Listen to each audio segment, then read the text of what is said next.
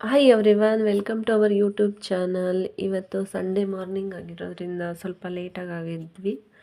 So ಅದರಿಂದ ಬೇಗ ಸಿಂಪಲ್ಲಾಗಿ ಏನಾದರೂ ಬ್ರೇಕ್ಫಾಸ್ಟ್ ಮಾಡ್ಕೊಳ್ಳೋಣ ಅಂತ ನಾನಿಲ್ಲಿ ಎಗ್ ರೈಸ್ ಮಾಡ್ಕೊಳ್ಳೋಣ ಅಂತ ಅದಕ್ಕೆ ಬೇಕಾಗಿರುವಂಥ ಪದಾರ್ಥಗಳನ್ನೆಲ್ಲ ರೆಡಿ ಮಾಡಿ ಇಟ್ಕೊಂಡಿದ್ದೀನಿ. ಇಲ್ಲಿ ನೋಡ್ತಾ ಇರ್ಬೋದು ನೀವು, ಈರುಳ್ಳಿ, ಟೊಮೆಟೊ, ಕರ್ಬೇವಿನ ಸೊಪ್ಪು ಮತ್ತು ಕಡಲೆಬೇಳೆ, ಉದ್ದಿನಬೇಳೆ, ಕೊತ್ತಂಬರಿ ಸೊಪ್ಪು ಎಲ್ಲನೂ ರೆಡಿ ಮಾಡಿ ಇಟ್ಕೊಂಡಿದ್ದೀನಿ. ಮೊದಲನೇದಾಗಿ ಬಾಣಲಿನ ನಾವು ಸ್ಟವ್ ಮೇಲೆ ಇಟ್ಟು ಅದಕ್ಕೆ ನಮಗೆ ಎಷ್ಟು ಬೇಕೋ ಅಷ್ಟು ಆಯಿಲ್ನ ಆ್ಯಡ್ ಮಾಡ್ಕೊಬೇಕು. ನಾನಿಲ್ಲಿ ಒಂದು 4-5 ಟೇಬಲ್ ಸ್ಪೂನ್ ಎಣ್ಣೆ ಹಾಕ್ಕೊಂಡಿದ್ದೀನಿ. ಅದ್ರ ಜೊತೆಗೆ ರೈಸು ಸಹ ಪಕ್ಕದಲ್ಲೇ ಇಟ್ಟಿದ್ದೆ. ಕುಕ್ಕರ್ ನೋಡಿ ಶಾಕ್ ಆಗಬೇಡಿ, ಅದು ಇರೋದೇ ಹಾಗೆಯೇ, ಬಟ್ ಚೆನ್ನಾಗಿ ಆಗುತ್ತೆ ಕುಕ್ಕರು. ಸೊ ಇಲ್ಲಿ ಎಣ್ಣೆ ಕಾಯ್ತಾ ಇರೋ ಹಾಗೆಯೇ ಸಾಸಿವೆಯನ್ನು ಹಾಕಿ ಅದು ಚಿಟಪಟ ಅಂತ ಸೌಂಡ್ ಬರುತ್ತೆ, ಅಲ್ಲಿ ಗಂಟ ವೆಯ್ಟ್ ಮಾಡಬೇಕು ನಾವು. ಫಸ್ಟೇ ಹಾಕಬಾರ್ದು ಯಾವತ್ತೂ ಆಗಲಿ. ಯಾವುದೇ ಥರ ಒಗ್ಗರಣೆ ಹಾಕ್ಕೊಂಡ್ರು ನಾವು ಸಾಸಿವೆ ಚಿಟಪಟ ಅಂದಮೇಲೆ ಹಾಕ್ಕೋಬೇಕು. ಸೊ ಅದು ಚಿಟಪಟ ಅಂತ ಆದಮೇಲೆ ಇಲ್ಲಿ ಕಡಲೆಬೇಳೆ ಮತ್ತು ಉದ್ದಿನಬೇಳೆನ ಆ್ಯಡ್ ಮಾಡ್ತಾಯಿದ್ದೀನಿ. ಕಡಲೆಬೇಳೆ ಮತ್ತು ಉದ್ದಿನಬೇಳೆನೂ ನೀವು ನಿಮಗೆ ಎಷ್ಟು ಬೇಕೋ ಅಷ್ಟು ಹಾಕ್ಕೊಳ್ಳಿ. ಇಲ್ಲಾಂದರೆ ಕೆಲವರು ಉದ್ದಿನಬೇಳೆ ಸ್ಕಿಪ್ ಮಾಡ್ತಾರೆ.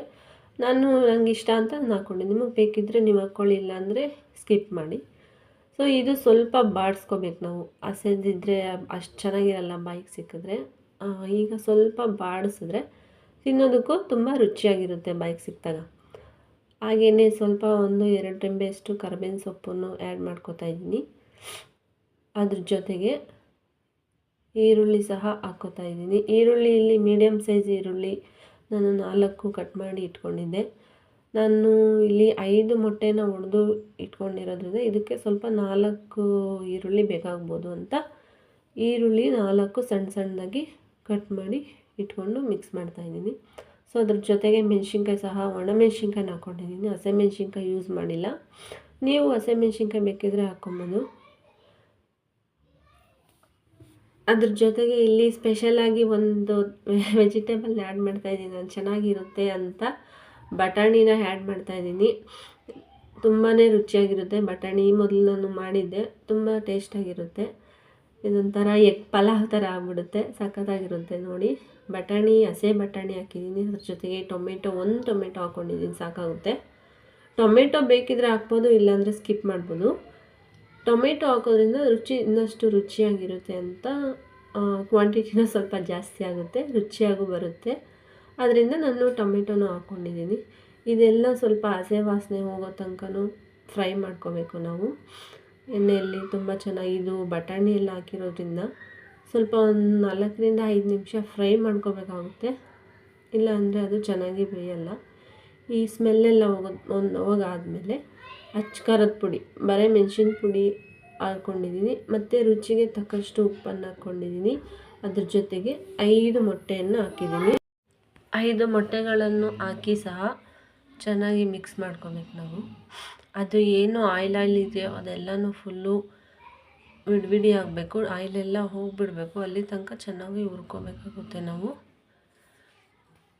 ನೀವು ನೋಡ್ತಾ ಇರ್ಬೋದು ವಿಡಿಯೋದಲ್ಲಿ, ಅದೇ ರೀತಿ ಹುರ್ಕೊಳ್ಳಿ, ಚೆನ್ನಾಗಿರುತ್ತೆ. ಫ್ರೈ ಮಾಡ್ಕೊಬೇಕು, ಡೀಪ್ ಫ್ರೈ ಆಗಬೇಕದು ಫುಲ್ಲು. ಈ ಕನ್ಸಿಸ್ಟೆನ್ಸಿಗೆ ಬರುತ್ತೆ. ಈ ಟೈಮಲ್ಲಿ ನಾವು ಸ್ವಲ್ಪ ಅದಕ್ಕೆ